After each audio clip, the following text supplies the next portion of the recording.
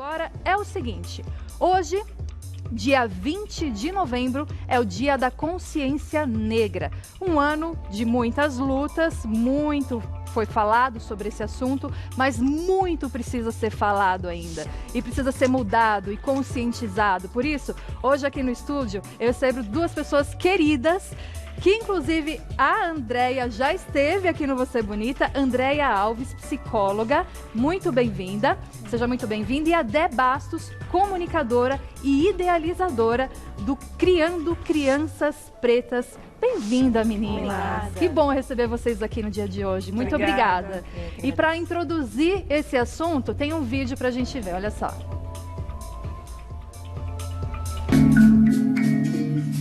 (20 de novembro, Dia da Consciência Negra).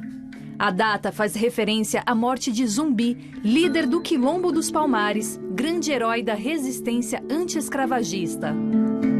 A data é também para refletir sobre a situação da população negra no país até os dias de hoje. Mas não é apenas nesse dia que temos que falar sobre questões raciais. Todos os dias são dias para que todos nós, brancos e negros, possamos lutar contra o racismo e a favor da igualdade social e de direitos. É isso aí. Então, como diz no texto, todos os dias são dias para a gente falar sobre esse assunto, não é? Sim. E qual a importância desse dia? Eu quero que só para a gente fazer uma introdução, para a gente começar esse bate-papo, porque eu quero depois saber também do trabalho de cada uma de vocês. Quer começar, por favor, doutora? A importância desse dia é marcar a discussão, né? Mas esse dia é uma representação da discussão, do combate, da ideia da mudança, da reestruturação. E é preciso deixar claro que essa luta, esse combate é de todos, negros e não negros.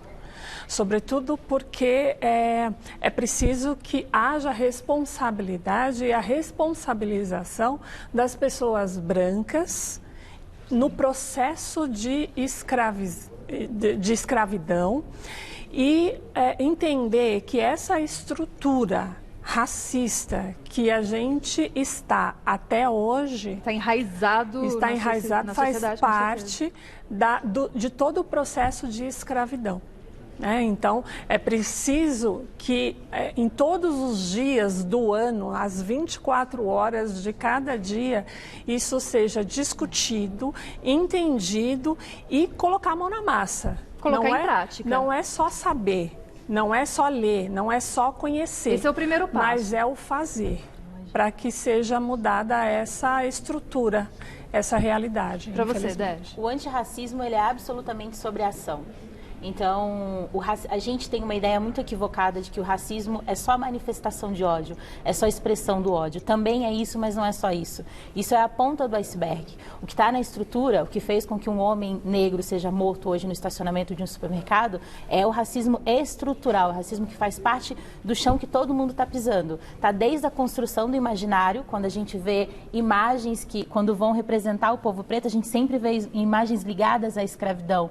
Então, assim, passa pelo apagamento da nossa história, passa pela assim, a construção da nossa autoestima. Então, tudo que está sendo falado é muito pouco ainda perto do que a gente precisa refletir e que as pessoas não negras precisam se responsabilizar sobre esse combate, sabe? Vocês têm um trabalho lindo. Eu, claro, ontem já fui navegar no Instagram de vocês, vi muitas postagens, muitos textos, trabalhos que vocês fazem de divulgação em várias mídias sociais. Eu queria que vocês falassem um pouquinho do trabalho, tanto a Andréia no seu consultório e atendimento nas escolas que você faz, e o seu trabalho também, que é o Criando Crianças Pretas. Quer começar com Criando Crianças Pretas? Vamos falar da sua ONG.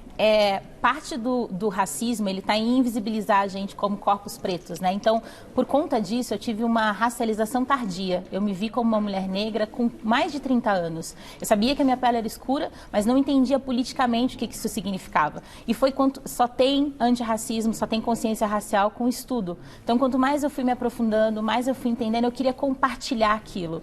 Eu tinha acabado de ser mãe, meu filho tem 2 anos e 6 meses, e eu queria falar para os pais, principalmente os pais de crianças brancas, que eles precisam se responsabilizar por esse combate. E aí eu comecei a compartilhar conteúdos na internet Isso ficou maior do que eu imaginava e eu acho que porque há essa demanda, muitos pais, muitas famílias brancas querem fazer uma educação consciente para os seus filhos. Sim. Então eu estou geralmente nas redes, eu como comunicadora acabei usando os meus anos de experiência com comunicação para promover esses diálogos. Então estou nas redes sociais como Criando Crianças Pretas para promover esses diálogos e para fazer reflexões, para incomodar, mas também para acolher. É uma luta diária, é difícil, mas a gente só não pode desistir, né? Nunca, nunca, jamais. A gente está aqui para justamente lembrar todo mundo e lembrar todos os dias. Por isso eu já vou pedir para vocês seguirem as meninas. Daqui a pouquinho eu vou passar aqui o Instagram, sigam mesmo, acompanhem o trabalho delas e de todas as pessoas que fazem parte de diversos movimentos, que tem crescido muito, a gente estava comentando, né? Vem ao longo dos anos crescendo cada vez mais. E o seu trabalho? Conta um pouquinho para a gente. Eu sou psicóloga clínica escolar, então eu trabalho em escola também, trabalho em escola pública da periferia de São Paulo, e em Taboão da Serra, especificamente. E a gente tem que entender que o primeiro lugar social da criança é a escola. Então é para lá que ela vai e é lá onde ela descobre ser uma criança negra. É lá que é dito a ela, né? Através do olhar, através das brincadeiras pejorativas, como a Débora estava falando sobre o xingamento. O xingamento é uma coisa muito pequenininha em relação a toda a grandiosidade aí, infelizmente, dessa estrutura. Então, é lá na escola que a criança se vê negra, né? E esse se ver negra lá na escola é de uma maneira pejorativa, é ruim ser negra, tá errado ser negra. Então, seu cabelo é ruim, a sua pele é feia. E a criança, ela precisa ter referências para se identificar, para ela querer ser daquele jeito, para ela gostar dela. Então, onde pega mais, por exemplo, em relação às meninas, é o cabelo. E o lugar da escola, por exemplo, é o lugar da domesticação dos corpos, da docilização dos corpos. Então, a escola, pensando aí no racismo institucional, porque o racismo ele é estrutural e ele é disseminado através das instituições todas. E a escola, sobretudo, é um lugar de disseminação do racismo. E como é construído, assim como é construído essa disseminação, é também possível construir uma disseminação do antirracismo. Então, é preciso que seja trabalhado nas escolas em todos os momentos, não só em novembro, como um projeto para trabalhar a escravidão, que é isso que acaba acontecendo, porque a nossa história é contada a partir da escravidão, mas para falar sobre a cultura afro-brasileira, para falar sobre a beleza, como a Débora colocou. Não é para trazer apenas mostrando de forma subjetivada. Então, aqui a mulher negra não é uma mulher, né? Então, levar livros onde tenha ali exemplos, onde no livro as figuras tenham mulheres negras, homens negros, fazendo atividades diversas, que é para ajudar nessa identificação. E, além disso, eu sou psicóloga clínica. Tem consultório. E que muito dessas feridas que acabam, que geralmente começam ali no convívio escolar, aparecem nos adultos que eu atendo. Tá, daqui a pouquinho eu quero que você conta também o que você percebe nessa experiência de atendimento no consultório com os adultos, que é o reflexo, né, do que aconteceu muitas vezes na infância, que é tão importante na nossa vida, vai refletir como adulto. E também ao contrário, com esse trabalho bem feito, colocando da forma correta, porque não é só falar sobre o assunto, mas, como você disse, é como falar do assunto, né? É como introduzir essa história, essa cultura para as crianças, e isso também vai refletir na vida adulta como uma pessoa mais empoderada, enfim, né, mais autoconfiante. É mais ou menos isso. Isso só vai refletir nas crianças, nas próximas gerações, né? Eu acho que quando a gente não tem informação sobre o que é de fato o racismo, quando a gente não tem literatura, quando as pessoas não buscam o que de fato é o racismo, elas têm uma imagem muito distorcida de assistencialismo para ajudar na luta. Não há uma ajuda numa luta que a responsabilidade é das pessoas brancas. Então, é preciso se aprofundar, porque o racismo ele é complexo a Beatriz Nascimento diz que ele é complexo, é um emaranhado de complexidades, né? Então, não é só sobre isso, não é só sobre postar uma foto na internet, é sobre como que o antirracismo faz parte da sua vida. É a gente se perguntar quantos diretores de TV são pessoas negras. É a gente se perguntar quantas pessoas negras estão nesses ambientes, não só para falar de racismo.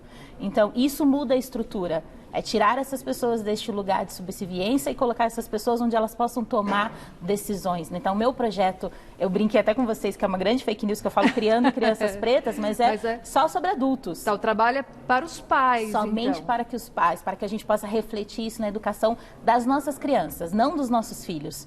De todas as nossas crianças, porque socialmente a criança é uma responsabilidade da sociedade, as brancas e as pretas. Gente, é muito simples, né? Todo mundo que tem filho sabe que o filho vai repetir o que o pai e o que a mãe fazem ou falam, enfim, desde se alimentar, da forma que se alimenta, da forma que se veste, de tudo. Então, é a mudança nos pais mesmo. Agora, muito se fala, o que o branco pode fazer? Porque o que você falou não é uma ajuda. É uma questão de trazer a responsabilidade para si. É isso? Perfeito. Eu acho que é estudar. Não tem nenhuma forma de fazer começar estudando, só tem como estudar. Livros, a gente pode citar um livro simplíssimo do professor Silvio Almeida, chama Racismo Estrutural, porque racismo estrutural foi a expressão mais buscada na internet durante esse ano. Porque as pessoas, né, por conta dos desdobramentos do Black Lives Matter, teve uma procura grande. Ok, igual videogame, a gente já entendeu o que é racismo estrutural. Vamos entender como se fez? Vamos entender como é que é o racismo brasileiro. Vamos entender sobre o mito da democracia racial.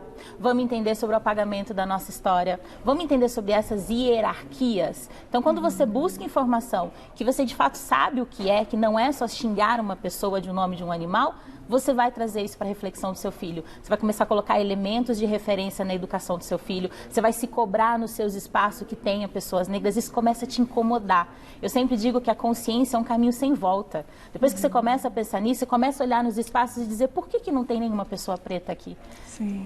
E aí é essa a responsabilidade que tem que ser trazida para a gente, né? É a gente começar a observar, por exemplo, eu vou na escola do meu filho, eu vou no meu trabalho, no meu escritório, é analisar quem que está aqui, quem são as pessoas que estão aqui.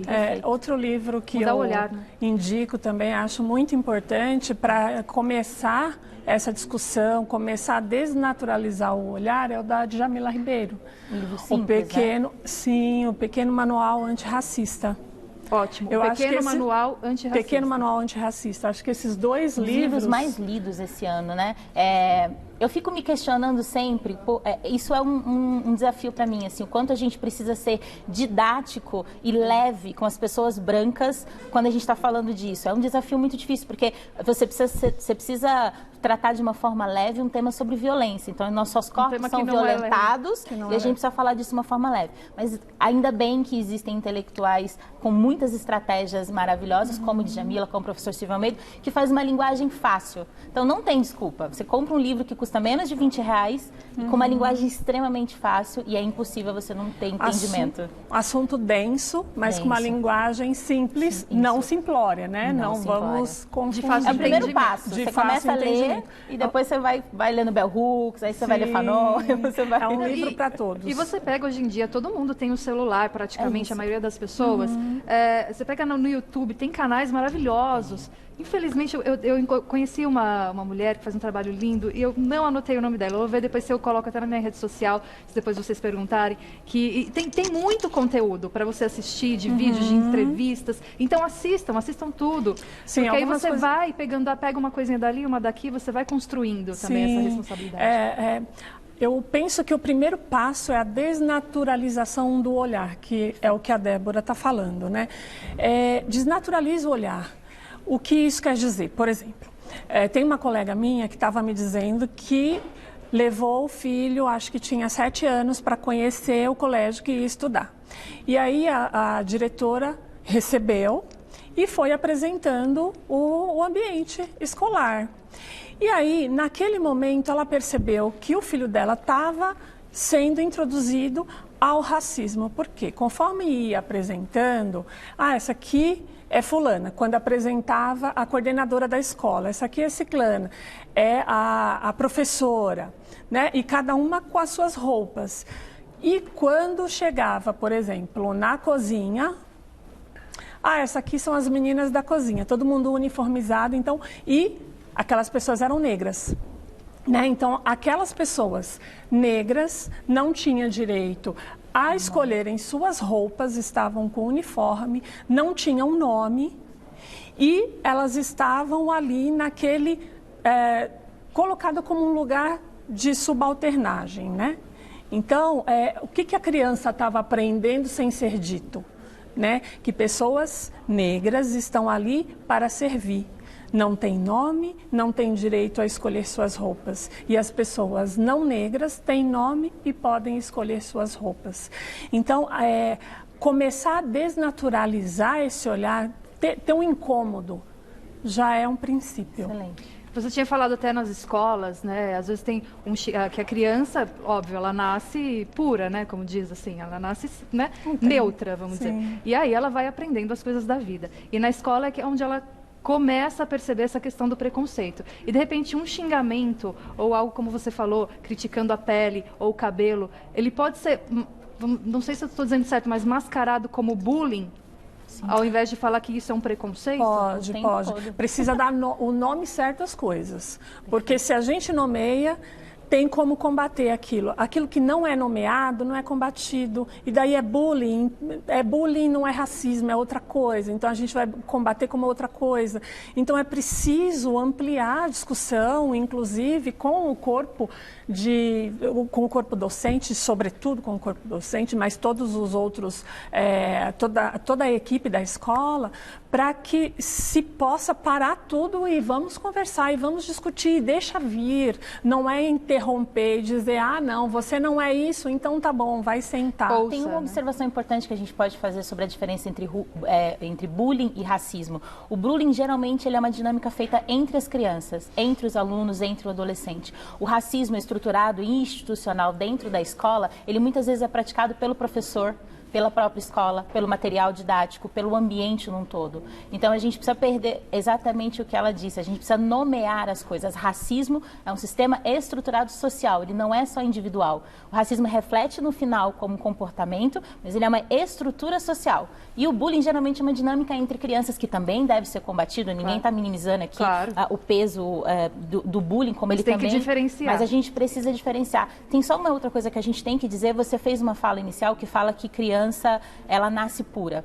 O racismo no Brasil, ele é um aprendizado. A gente aprende a ser racista muito, muito pequeno. Eu compartilhei nas redes um estudo de uma instituição americana que diz que aos 3 meses de idade uma criança já começa a diferenciar a cor dos seus cuidadores. Ela já começa a criar uma afetividade, uma admiração por pessoas que cuidam dela. Então, se você tem uma família que só tem pessoas brancas e essa criança vai destinar esse afeto, essa admiração. Então, a criança ela não nasce racista, mas ela aprende muito pequena. E a gente tem que tomar um cuidado para falar de racismo como se fosse falta de amor. Tem uma frase muito célebre que diz, né? Se as crianças aprendem se as pessoas aprendem a odiar, elas podem aprender a amar. Não se combate racismo só com amor, se combate racismo com políticas públicas. Então, é por isso que a gente precisa de ter uma maturidade para falar desse assunto, para não transformar isso só num sentimento, só numa sensação, né? O racismo, ele é um problema, ele é estrutural e no final do racismo a gente tem a morte das pessoas. Então, 75% das pessoas assassinadas no Brasil são negras. Isso tem um nome, o nome disso é racismo e a gente precisa tratar em todos os outros dias, né, do nosso ano. Com certeza. E tomar cuidado para não romantizar, como, por exemplo, eu sou psicóloga, sou uma mulher negra nordestina, sou psicóloga e eu já ouvi muito, você conseguiu, né? Então, o que isso está querendo dizer? O que tem por trás disso? É uma romantização, basta querer que consegue, não, e não é assim. Né? A gente tem que entender que o nosso ponto de partida, nós negros, o nosso ponto de partida é muito distante do ponto de partida dos brancos, da branquitude. Né? Aí se pergunta, mas e o branco pobre? Né? Aí a gente vai entrar numa outra discussão também, porque inclusive entre branco pobre e o negro pobre, também vai ter aí diversas diferenças aí, faltas de possibilidades, vamos dizer assim, por exemplo, quando é abordado pela polícia. Né? No banheiro do shopping, a Lia Weiner, que é uma psicóloga maravilhosa, ela fala isso: um mendigo negro, ele não pode entrar no banheiro no shopping, é o banheiro. Um mendigo branco pode. Sim. Ele dá ali um tapa no visual, dá uma lavada no rosto, ele consegue adentrar. Agora, uma pessoa negra que está em vulnerabilidade nas ruas, ela não consegue usar um banheiro público. Tem outro estudo. Há um recorte que a gente precisa fazer de raça em todas as questões. Tem um outro estudo, acho que é da Lia também. Lia é maravilhosa. Que ela vai... Como é Lia? Lia Weiner. Weiner. Ela tem um livro incrível, eu sempre confundo o nome do livro entre o branco, o branquíssimo encardido, ou alguma coisa nessa ordem. Ela é uma mulher branca que estuda isso a partir da branquitude. Então, o livro dela é uma tese dela da USP, que é sobre diversos relatos. Então, é um outro passo importante de leitura. Das crianças que estão na rua, crianças em situação de rua, né? E aí ela pergunta: o que vocês fazem quando a polícia chega? E ela pergunta para a criança branca. Ela diz que fecha a blusa, coloca a mão no bolso e anda. Só isso. E ela sai, ela não é abordada. Mas os coleguinhas negros são abordados. E é essa mudança no olhar que vocês estão falando aqui, da como é que você falou? Naturalização. Desnaturalização do olhar. A gente começar a enxergar essas coisas e enxergar de fato, não é? Porque às vezes no automatismo do nosso dia a dia, a gente acaba enxergando e não dando valor para cada detalhe que a gente viu. Então, acho que o nosso assunto de hoje é extremamente importante, extremamente relevante, para justamente para que a gente possa mudar o nosso olhar em relação a tudo isso. Vamos concluir então a nossa conversa. Eu falei, não falei que passava rápido. Verdade, eu falei que não. Eu falei assim, não vai ser. Eu falei, gente, TV passa rápido, não sei o que acontece aqui. O papo a gente é tão bom. A gente volta para continuar falando. Por favor, voltem mais vezes, porque o papo realmente é muito importante. Vamos concluir então. Vocês querem falar alguma coisa para a gente encerrar? Por favor. Eu continuo eu acho que para mim, na minha observação, o maior desafio do racismo é a negação.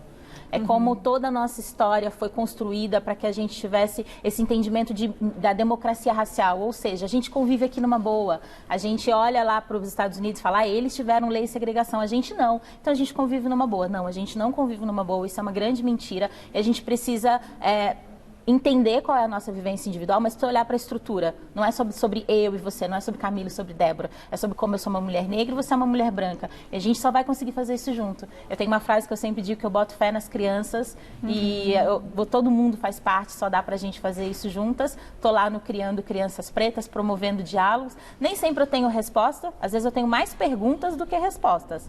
Mas elas vão criando reflexões. Tem uma frase do escritor Milton Santos que diz: a força da alienação vem dessa fragilidade dos indivíduos quando apenas conseguem identificar o que os separa e não o que os une. Postei ontem, Milton Santos, um dos grandes nomes, um cientista brasileiro maravilhoso. A gente podia trocar hoje, então, o meme do Morgan Freeman por uma leitura de Milton Santos, que diz que é isso, né? A alienação é um desafio que a gente precisa combater. É isso aí. Sim, e é importante isso que a Débora falou, para que a gente não caia nesse mito de que somos um país miscigenado, então aqui não tem racismo e está tudo bem, porque somos todos iguais.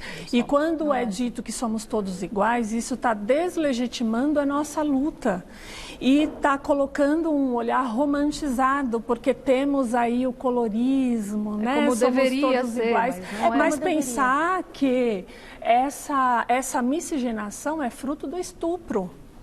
Né? Então, é fruto da violência dos nossos corpos.